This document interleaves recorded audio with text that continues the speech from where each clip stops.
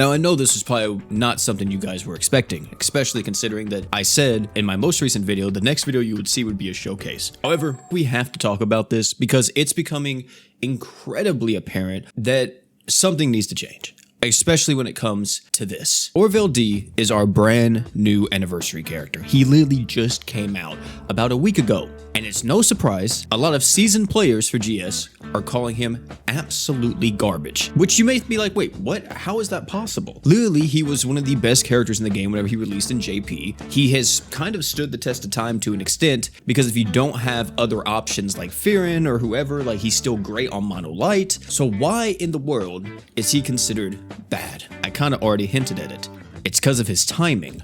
Orville D, along with a bunch of other characters that have released on Grand Summoners Global, especially within the last year, has wound up being swept under the rug comparative to other characters. And this isn't anything like, oh, the unit got nerfed or changed in some way. No, it is literally just the timing of these characters. They wind up delaying these characters for so long, by the time they release, there's literally no reason to use them. I jokingly said this the other day on my stream, that Orville D is going to have such a big problem that we need another slot on the team to make him work. Because in reality, how do you make him work? If you already have all the other best characters in the game, let's say for an example, Kenshin, Saitama, Fearin, and let's just say Young Emperor or whoever else you want to put in that last slot, there you go. That is your Mono Light team. If you put Orville D on there, overall you get worse. That team gets significantly worse, especially if you take out Fearin. Later on down the line, we're going to be having Etika, and Etika is going to be on that Mono Light team, unless another character comes out that replaces her, which may sound crazy because like, wait, how is that possible?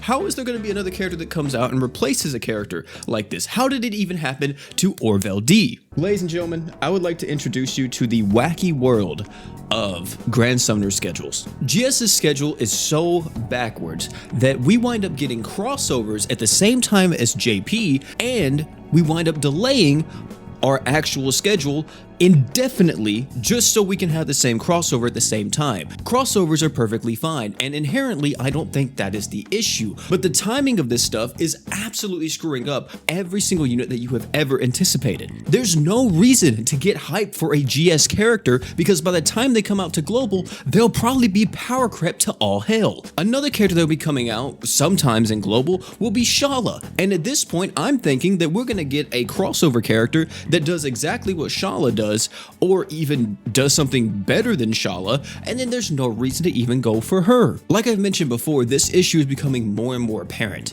The fact that global is not synchronized with JP, or the fact that global doesn't have some type of dedicated schedule for these characters, means that the global side is literally just summoned for crossovers because that's all that matters. Which for some people that's perfectly fine, but I'm somebody who likes to experiment and use these characters and actually mess around with them. I don't like using the same thing all the time. I don't like using the most meta thing all the time. So you can imagine my amount of disappointment, especially somebody who is extremely excited for Orville D, for him to release and be like, there's no reason for me to use this character. There's no reason for me to put him on the team, and in theory I have wasted my crystals, my money, or whatever else because of poor management. Of course, everybody could just say, OP, you could take accountability and just, take the L and be like, yeah, it is what it is, keep it moving. Absolutely. And you know what? I got my hands up, I agree with you. But the fact is that this is only a issue in Grand Summoners now.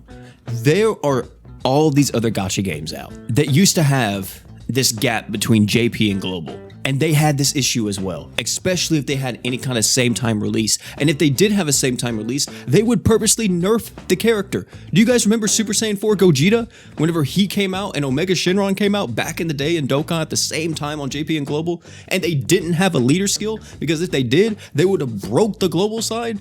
Not saying that global should do something like that, because I think no one really likes that, but it just shows you what they have to do in order to even limit the power gap so other characters can actually shine. And the thing that sucks the most is that I feel like the devs are the one really getting screwed on this. They spend all this time, money, and effort creating these GS original characters that they were probably extremely passionate about. They release them on JP, people like them, people use them, they get their time to shine. They finally give it over to the global player base so they can have that same experience, and that experience is not there. You know why?